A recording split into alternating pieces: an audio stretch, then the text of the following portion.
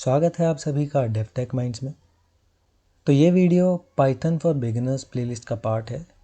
अगर आप शुरू से पाइथन सीखना चाहते हैं तो प्लेलिस्ट का लिंक आपको डिस्क्रिप्शन में मिल जाएगा, आप वहाँ से एक्सेस कर सकते हैं। तो ये वीडियो पाइथन लिस्ट के ऊपर है और लिस्ट के बारे में हमने प्रीवियस वीडियो में भी डिस्कस किया है, तो आपको आई बटन में प्रीवियस वीडियो का लिंक भी मिल जाएगा।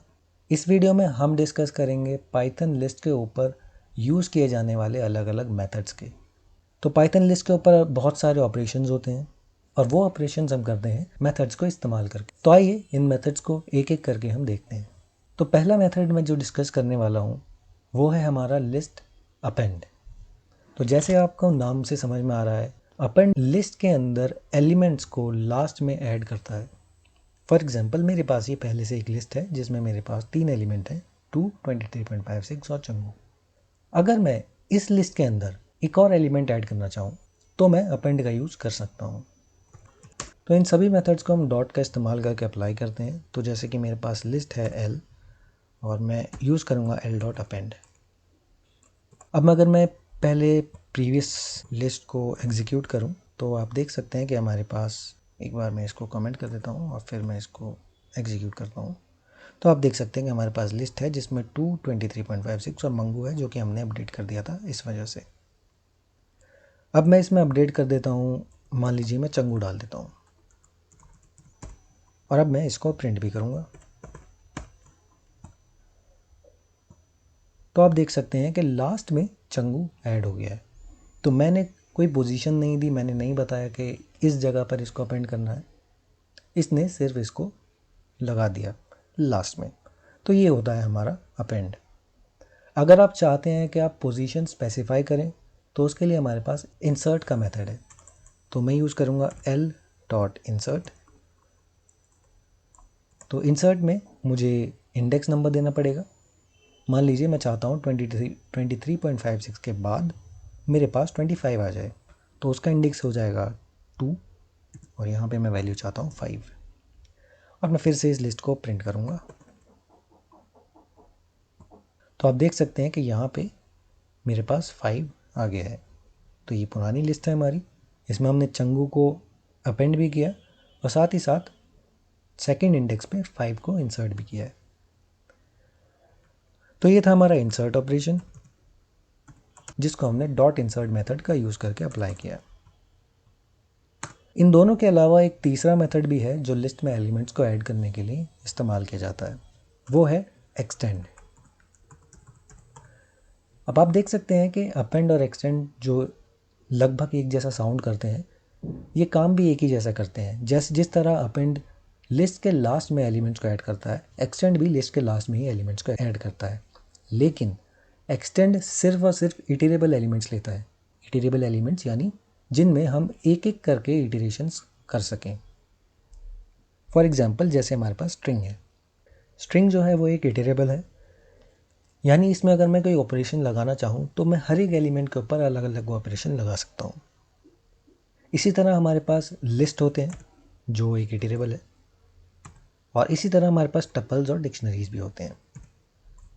तो ये एक टपल है, टपल के बारे में हम जानेंगे अगली वीडियोज़ में, लेकिन फ़िलहाल मैं आपको सिर्फ ऑपरेशन करके दिखा दूंगा।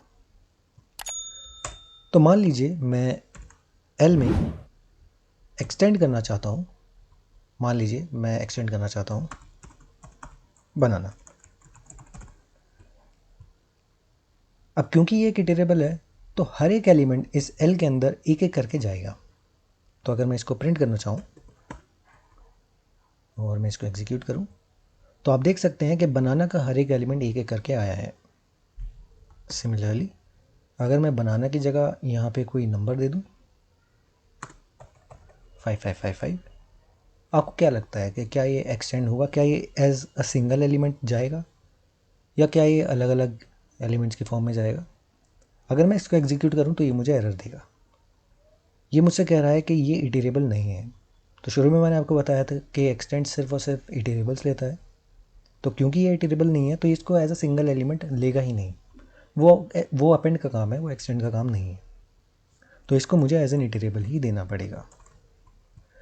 मगर अगर मैं इसको एज एन इटरेबल देता हूँ तो ये सारे एलिमेंट्स अलग अलग कंसीडर करे जाएंगे और एक एक करके ऐड किए जाएंगे। आप देख सकते हैं 4 टाइम्स 5 हमारे पास लिस्ट में है।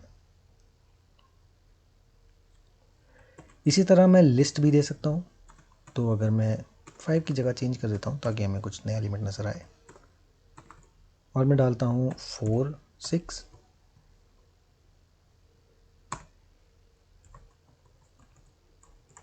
और अब मैं इसको एग्जीक्यूट करता हूँ। तो आप देख सकते हैं 5 के बाद 4 और 6 भी आ गया है, और ये भी अलग अलग ही हैं क्योंकि लिस्ट भी इटरेबल होता है। और लिस्ट की ही तरह हमारे पास टपल्स हैं, वो भी इटरेबल होते हैं। तो मैं 4 6 का टपल भी बना देता हूँ, और अब मैं इसको अगर एग्जीक्यूट करूँगा तो ये टपल भी आप देख सकते हैं 4 6 दो बार रिपीट हुआ है। और इसी तरह सेट्स भी होते हैं हमारे पास, जो कि सेट्स भी हमारे पास इटरेबल है। तो ये सेट मैंने डाला, और आप देख सकते हैं कि 4 6 अब हमारे पास 3 बार आ रहा है। मैं ये एलिमेंट चेंज कर देता हूँ, 7 8 9 10। आप देख सकते हैं कि 9 10 भी हमारे पास है। तो ये सभी जो हैं ये इटरेबल्स हैं, और हम एक्सटेंड में इन सबको यूज़ कर सकते हैं। तो ये 3 तरीके थे हमारे लिस्ट के अंदर एलिमेंट्स को ऐड करने के लिए। मगर अगर मैं चाहूँ लिस्ट के अंदर से एलिमेंट्स निकालने के लिए, तो मैं क्या यूज़ करूँगा? उसके लिए हमारे पास है पॉप। तो एल डॉट पॉप। अब पॉप क्या करता है? पॉप एक पोजिशनल आर्ग्यूमेंट लेता है। तो अगर मैं इंडेक्स इसको प्रोवाइड कराऊंगा तो उस इंडेक्स पे जो भी एलिमेंट है वो डिलीट हो जाएगा। मगर अगर मैं इंडेक्स नहीं प्रोवाइड कराऊंगा तो बाय डिफ़ॉल्ट ये हमेशा लास्ट एलिमेंट को डिलीट करता है। तो मैं ये प्रिंट स्टेटमेंट ले लेता हूँ और इन सबको मैं कमेंट कर देता हूँ। तो मैं सिर्फ बिना पोजिशनल आर्ग्यूमेंट के पॉप को रन कर रहा हूँ, और आप देख सकते हैं कि हमारे पास चंगू डिलीट हो गया है। अगर मैं पोजिशनल आर्ग्यूमेंट दे दूं जैसे कि 0, तो मेरा 2 डिलीट होना चाहिए। आप देख सकते हैं कि 2 इस लिस्ट में से डिलीट हो गया है। तो ये एक मेथड है जिससे मैं यूज़ करके एलिमेंट्स को डिलीट कर सकता हूँ। मगर अगर मैं कोई एलिमेंट डिलीट करना चाहता हूँ मगर मुझे उसकी पोजीशन नहीं पता, मुझे उसकी वैल्यू पता है। फॉर एग्जांपल मैं चाहता हूँ 23.56 डिलीट हो जाए, तो उसके लिए हमारे पास मेथड है रिमूव का। अगर मैं यहाँ पे, तो मैं डॉट रिमूव यूज़ करूँगा, एल डॉट रिमूव, और मुझे यहाँ पे एलिमेंट की वैल्यू देनी है जो कि 23.5 है, 56 है। और मैं यहाँ से पॉप को कमेंट कर देता हूँ और ये ले आता हूँ नीचे, और हम चेक कर रहे हैं रिमूव का ऑपरेशन। तो आप देख सकते हैं कि 23.56 रिमूव हो गया है लिस्ट में से। तो हमने देखे ऐसे मेथड्स जो हमें लिस्ट में एलिमेंट ऐड करने में मदद करते हैं, और हमने ऐसे भी 2 मेथड्स देखे जो हमें लिस्ट में से एलिमेंट को रिमूव करने में मदद करते हैं या डिलीट करने में मदद करते हैं। इसके अलावा और भी हमारे पास मेथड्स होते हैं, उनको भी देखते हैं। तो एक और जो इम्पॉर्टेंट मेथड है वो है हमारा सॉर्ट। सॉर्टिंग के लिए यूज़ किया जाएगा। यानी अगर मेरे पास एक लिस्ट है, जैसे कि मैं लिस्ट बनाता हूँ न्यूमेरिकल वैल्यूज़ की, 156 95 0.5 एंड 3, ये मेरे पास एलिमेंट्स हैं। मैं चाहता हूँ कि ये सॉर्ट हो जाए, और अब मैं इसको प्रिंट करूँगा। तो अगर मैं सॉर्ट ऑपरेशन चलाता हूँ तो जो सबसे छोटी वैल्यू है वो आएगी पहली पोजीशन पे, और जो सबसे बड़ी वैल्यू है वो आएगी लास्ट पोजीशन पे। अगर मैं इसको एग्जीक्यूट करूँ, मैं पीछे वाले भी कमेंट कर देता हूँ, मैं नहीं चाहता कि ये मेरे आउटपुट में रहें।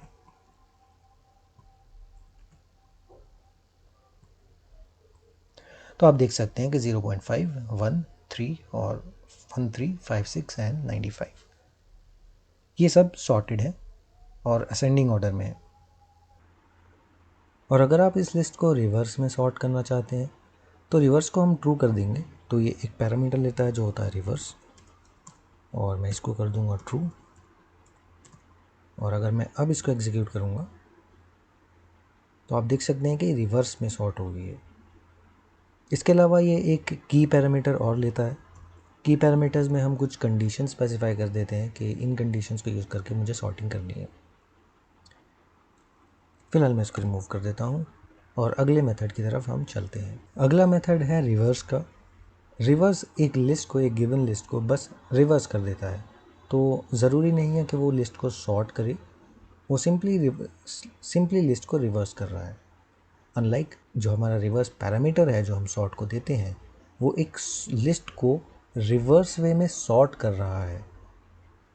ऑन दी अदर हैंड जो रिवर्स मेथड है वो सिर्फ और सिर्फ एलिमेंट्स को चेंज कर रहा है। यानी जैसा कि मेरी ये लिस्ट है, उसमें पहला एलिमेंट 1 है। अगर मैं इस L1 पे रिवर्स लगाऊंगा तो मेरा पहला एलिमेंट 1 की जगह 3 हो जाएगा।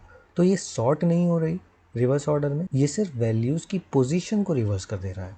तो मैं अगर एग्जांपल दिखाऊं रिवर्स का, और मैं यहाँ पे करता हूँ L1 डॉट रिवर्स,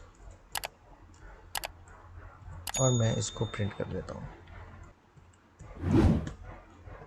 और अब अगर मैं इसको एग्जीक्यूट करूँगा तो ये आप देख सकते हैं कि ये लिस्ट को उसने रिवर्स कर दिया है।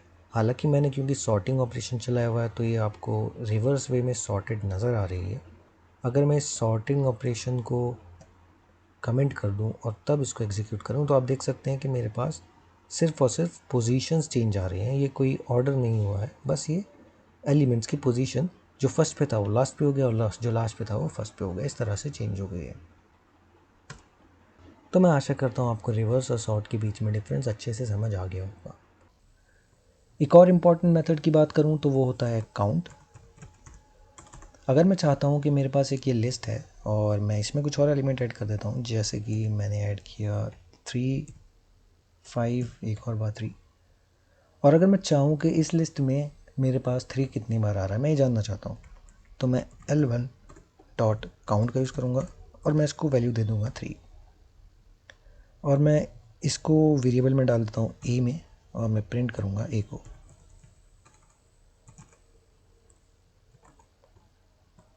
मैं इसको एग्जीक्यूट करता हूँ।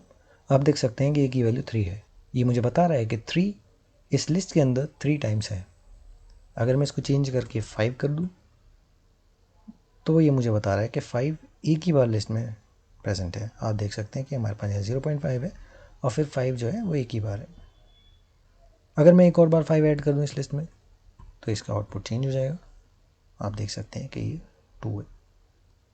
सो ये था काउंट। और फाइनल मेथड की मैं बात करूँ तो वो होता है क्लियर, जो इस लिस्ट को टोटली क्लियर कर देगा। तो L1 डॉट क्लियर ये मुझे रिटर्न करेगा एम्प्टी लिस्ट। सो अगर मैं प्रिंट करूँ L1 तो L1 एक एम्प्टी लिस्ट रहेगी। आप देख सकते हैं कि ये एक एम्प्टी लिस्ट है। तो ये थे कुछ बेसिक मेथड्स जो लिस्ट के ऊपर हम अप्लाई करते हैं। तो ये जो भी हमने डिस्कस करे हैं ये सभी इंपॉर्टेंट मेथड्स हैं जो यूजुअली काफ़ी बार यूज़ किए जाते हैं, और सबसे ज़्यादा इंपॉर्टेंट इनमें अपेंड और एक्सटेंड है आपके लिए, क्योंकि इंटरव्यूज़ में भी काफ़ी ज़्यादा पूछे जाने वाले टॉपिक्स हैं। इसके अलावा कुछ मेथड्स और भी होते हैं। मैं एक डॉक्यूमेंटेशन का लिंक डिस्क्रिप्शन में डाल दूंगा, आप उस लिंक पे जाकर सारे मेथड्स देख सकते हैं। बट ये जो मेथड्स हमने डिस्कस करे ये ज़्यादातर यूज़ होने वाले और इम्पॉर्टेंट मेथड्स हैं। तो मैं आशा करता हूँ ये सभी आपको समझ आए होंगे। अगली वीडियो में हम बात करेंगे कुछ और डेटा टाइप्स, जैसे कि हमारे पास टपल्स हैं, डिक्शनरीज़ हैं, सेट्स हैं, इन सब के ऊपर हम आने वाली वीडियोज़ में बात करेंगे। तो मैं आशा करता हूँ आपको ये वीडियो पसंद आई होगी। अगर वीडियो पसंद आई तो वीडियो को लाइक करें और शेयर करें अपने दोस्तों के साथ, ताकि ये वीडियो ज़्यादातर लोगों के पास पहुँचे, और मुझे सपोर्ट करने के लिए चैनल को सब्सक्राइब भी करें। तो थैंक यू फॉर वॉचिंग। मिलेंगे आपसे अगली वीडियो में।